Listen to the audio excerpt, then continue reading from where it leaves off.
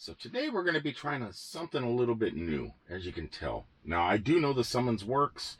I was just curious if it would work like in trees and stuff like that. And it did not. But I am really curious, once it picks up a road, even if it's a road that's not normally on the maps, like here at the campground, will it take me to work? Let's turn this down real fast. And turn auto off and turn this fan speed down so the microphone doesn't pick up too much fan speed. And let's go to Wildwood.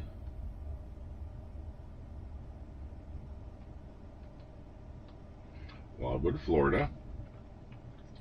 And we're also going to add a couple stops en route.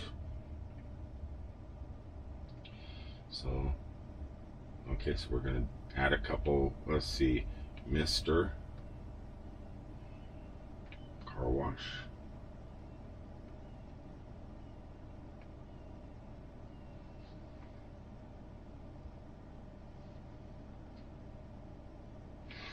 This might be Highway 27. I think that's where we're going to go.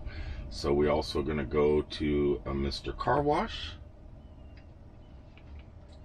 which is the next part of the trip. And since I know that see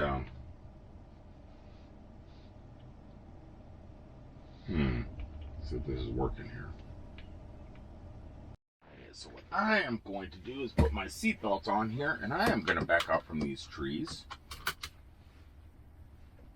and clean my screen real fast so it's nice and clean, because we are going to the car wash on my way to work. Okay, so I'm going to put it in reverse, and I am going to back out away from the RV. And we're going to set this thing to drive all the way. Well, possibly. I'm a little bit nervous about the guard shack security and stuff like that. But let's see what happens here. Okay, right here, let's see what happens. Cruise control activated. Okay. See what happens. Will it follow the speed limits, which is 9 miles an hour? About that. Will it see the speed bumps, which there's one coming up? It did not slow down for that speed bump. I know sometimes it does, though. My question to you is, as we get this video going, would you trust your car to drive you from point A to point B all by itself without really touching the steering wheel? And there it goes. It stopped. It's slowing down for the speed bump. Okay, that's smart. Do you trust technology? Do you trust AI? Do you trust full self-driving? Now, it could have went that way, but it decided to go straight, which is the way I would have went. In 500 feet, turn left on 10,000 Trails Boulevard.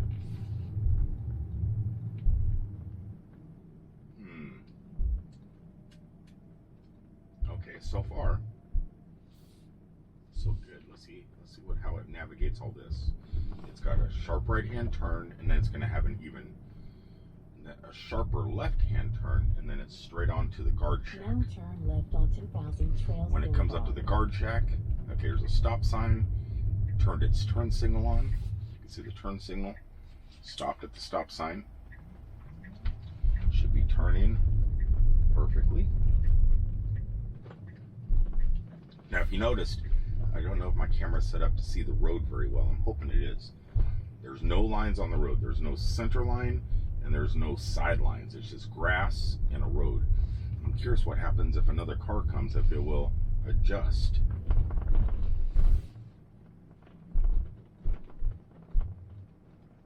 there's another speed bump coming up. It is showing the speed limit is 10 miles an hour on this white sign right here.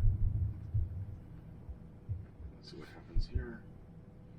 I must not think that's much of a bump, and it really wasn't.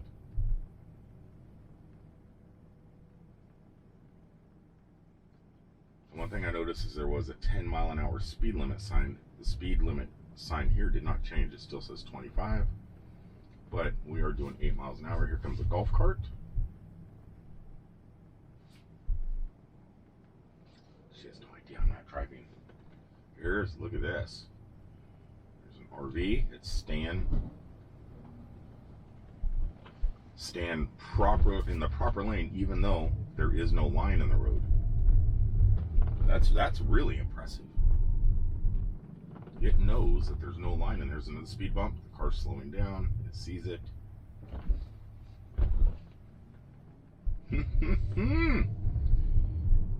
I can tell you right now, I've had the car for a little over 2 weeks. I've driven over 3,000 miles in 2 weeks. I know it seems a little crazy, but let's see here how much I've driven. I've driven 4,011 miles. I've been keeping trip B. Oh, I noticed I wasn't watching the road. But I've driven 4,011 miles in 2 weeks. And pretty much all of that driving has been done hands-free. I just type in where I want to go, whether it's given an Uber ride, the customer puts in the information,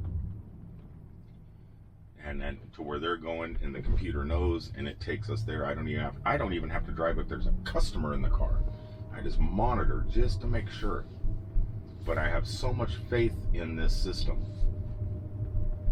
Okay, here's the guard check. There's another speed bump. And wave to them. And here's no more lines, no lines. It's turning and making all these things. There's an RV in front of us coming in. Some other vehicles. And we're on our way to the car wash, people. We're on our way to the car wash. Yeah. Are you guys ready for the future? Is this the future? To me, it's invaluable. As for gig working, I never miss turns anymore, especially in the city. Like, oh, you should have turned here, but now you got to go 5 miles, do a U-turn, and come back on the interstate to get to the exit you were going to. Those days are gone. It's, for long road trips, this would be amazing. I'd say... 100 feet, bear right onto U.S. Highway 27. I'd say if you're driving for over 20 minutes, if you're just going to the store or something like that, yeah, drive yourself, what the heck. But if you're driving... Right onto U.S. Highway 27. If you're driving any more than 20 to 30 minutes away, let the car take you. Okay, this is interesting. So there is a whole bunch of traffic. Is it gonna cut in front of someone? Or is it gonna sit here and wait? It should go now. No? It is waiting. It senses there's just too much traffic. I'm gonna give it a goose because it can go now. Oh.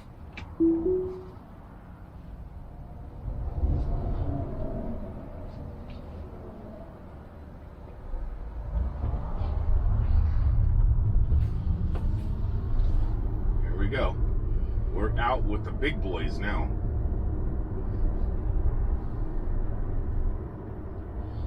Yeah, so sometimes it's a little overly cautious. Like, it could have went. I just had to goose it to get it to go because there was a good 300 yards in between cars.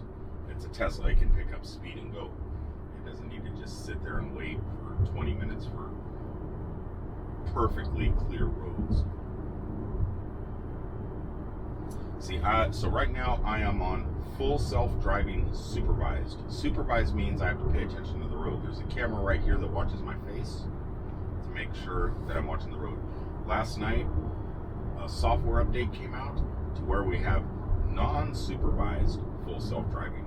I haven't gotten that. I am still unsupervised. I'm not unsupervised. I am still on supervised. I don't know how it's pushing out the cars right now, but I really can't wait to get that and try that, because then you can do anything you want. I mean, like right now, I don't have to pay attention to the road really that much. The car's driving. It's going to take us right where we need to go. But yeah, it's really impressive. I'm going to go ahead and stop this and make this one clip, and then I'll talk to you guys as we're getting closer to the car wash. Something else it does. I'm not at the car wash yet, obviously, but So we just came up on a red light. You can see the red lights here. There's red lights up there. The traffic's coming in. It stopped. Once the lights turn green, even if there was no cars in front of me, it would just take off. It's going to take off right when it turns green anyway, when the car moves ahead in front of me. But it's showing the trucks over here, showing the car in front of me, the car behind me, the 3 cars, one beside me and the 2 in front. And it is, the light should be changing. You'll see the lights here turn green. And it should chime. But maybe because it's on full self-driving, it doesn't chime. If you're driving by yourself and not paying attention to the color of the lights, it will set off a small chime to let you know, hey, you can go. The light's green. It doesn't get any greener. All right, we are 6 miles away from the car wash now. It's been doing a pretty good job. Things I like more about this than my Nissan Leaf is this. I think the 2 biggest things over the Nissan, well, there's 3 big things that I like about this car over my Nissan Leaf. Number 1 is the display and all the information that you can get from the display, along with the self-driving. The self-driving is amazing. Another thing I love about this car over my Nissan Leaf is the sound system. The stereo, the 12 speakers, the everything. It just sounds so good in this car. The sound system I like over my Nissan Leaf. Though I had the SV Plus version of the Nissan Leaf, so I didn't have that Bose, you know, the Bose thing. This Bose systems. So I don't exactly know how that sounds. But I can tell you 12 speakers and the sound system that the Tesla has, it's probably the best. I mean, I know kids go out and buy their Pioneers and their Clarion's and whatever car stereos, Kenwoods, Pioneers, and install big subwoofers and all that stuff in their cars, spend a lot of money to do that, and they sound really good. You know, when you're driving down the road, you hear someone passing you by and you hear how good their stereo sounds. I don't know if you can even hear the car stereo out of this car because it's so well insulated, but the sound within the cabin is mind-blowingly crystal clear. I love it. Oh, here comes a red light. Let's see what happens. There's a Dodge in front of me. Don't hit that Dodge. So it keeps a proper distance. And another thing I like about this car over my Nissan, there's only 3 things, or 4, I guess, because of the display, is the space. I lay down those back seats. They got bed mattresses you could buy online specifically for the Model Y, so you can go car camping. You want to go camping? Lay down your back seats, put the inflatable mattress back there that fits perfectly to the size of the car. It's meant to fit inside the Model Y. There's that much space. So it doesn't look like an SUV, but it is considered an SUV. And for the jobs that I'm doing, for Uber, for Lyft, for catering, once I get more into that, this car is perfect. I still love my Nissan Leaf, don't get me wrong, that car was really good. Anybody wanting their very first car, if they get a Nissan Leaf with a big battery, the Plus versions with the faster charging, you're not going to be disappointed, especially if you charge a lot at home. Or get one of these adapters from A-Crane, an Electway and 6-pence EV. You're not gonna suffer range anxiety at all. It's a great car. You're gonna be super happy, especially if you get the Leaf at a good price. But there's just something different. You know, politics aside, you know, I know there's a lot of stuff going on in DC right now that I'm not happy with neither. But you got to admit, the car is freaking amazing. It's mind-blowingly good. And we got 1.3 miles to the car wash. It's not going to know to go into the car wash, obviously, because it's just taken me to the car wash.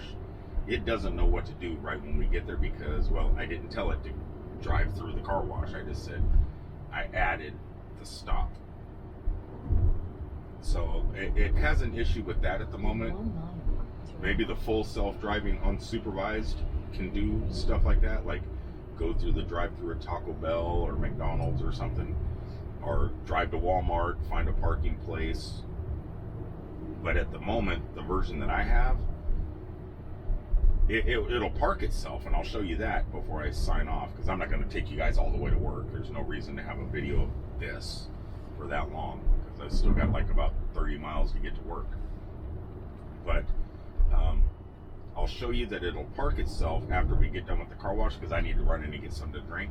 And then we'll try Summons one more time in a big parking lot, and make sure it works. Obviously I know it works. I've tested it numerous times already. It works incredible.